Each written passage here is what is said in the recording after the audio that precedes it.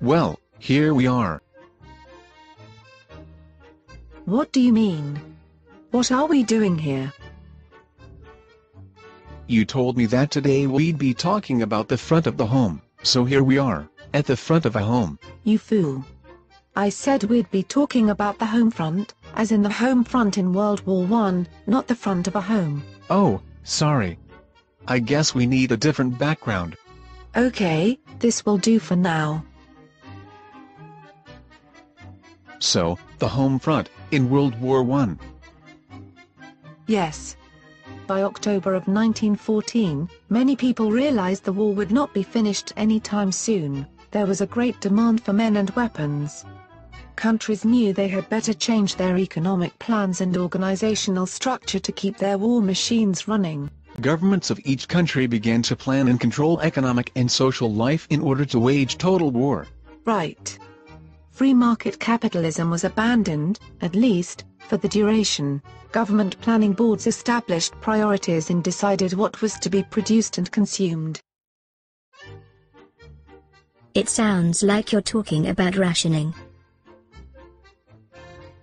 Not only rationing, but also price and wage controls, and even restrictions on workers' freedom of movement. Oh, I wouldn't like that.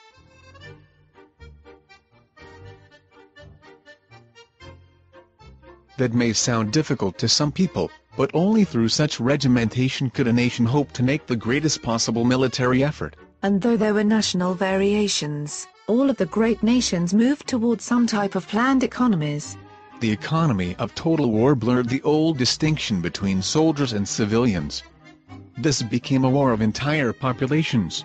Why didn't we take a look at a specific country to see how this all worked?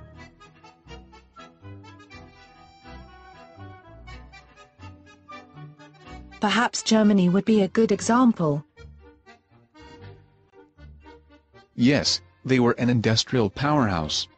When the war started, the German government instituted the War Raw Materials Board. This board carefully inventoried, rationed, and distributed all raw materials. They even launched efforts to create synthetic substitutes for materials in short supply due to the Allied naval blockade. An aggressive recycling campaign also helped.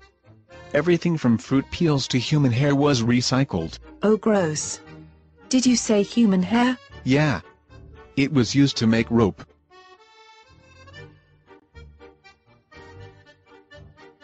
Wow, that hair story still has me grossed out. I'm glad we came outside. Well, let's continue with Germany. In 1917, their chancellor was driven out of office. From that point, the generals basically ran Germany. Yes, and they had just pushed the passage of the Auxiliary Service Law the previous December. This law required all males between 17 and 60 to work at jobs considered critical to the war effort. Did this law apply to women and children as well? They weren't specifically mentioned, but this forced labor law was also aimed at them. Of course, many women were already at work in war industries, but this increased their amount. It also brought in the kids as well. Where did she go? I don't know, but we must have answered her question. One must also keep in mind that by this time, Germany was being starved by Britain's hunger blockade. Yes. Most people were functioning on little more than 1,000 calories a day. With that in mind, total war in Germany did increase war production, but at the same time, people were starving to death. Why didn't we take a look at another country now?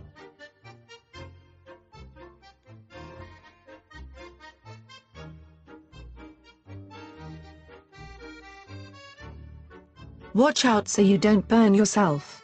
Oh, right. So, let's look at Britain's efforts toward total war. Well, Britain mobilized for total war less rapidly and less completely than Germany. After all, they could import materials from their empire and the US. True, but by 1915, a serious shortage of shells led to the creation of the Ministry of Munitions, led by David Lloyd George. This ministry organized private industry, allocated labor, fixed wage rates, controlled profits, and settled labor disputes.